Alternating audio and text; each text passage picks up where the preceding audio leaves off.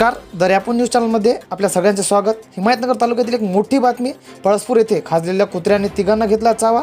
2 बालकांसह एक ज्येष्ठ नागरिकांना केले जखमी। प्रशासन मोकाट खाजलेल्या कुत्र्याचा बंदोबस्त करणार का, असेही प्रश्न पळसपूर येथून होत आहे। तरी ही विशेष बातमी नागराव शिंदे पळसपूर प्रतिनिधी यांच्याकडून।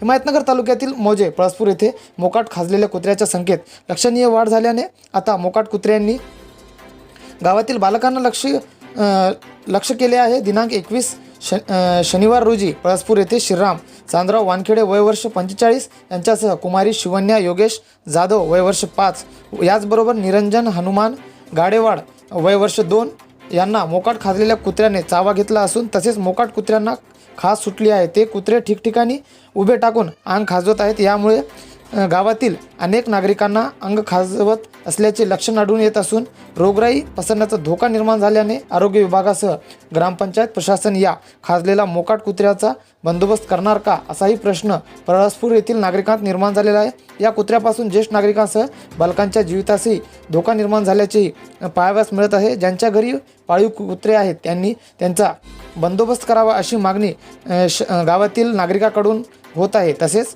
ग्रामपंचायत सरपंच उपसरपंच सदस्य ग्रामसेवक यांनी मोकाट कुत्र्यांचा विल्हेवाट लवकर लावावा असाही नागरिकांमधून चर्चा सुरू असल्याचे पाहावयास मिळते।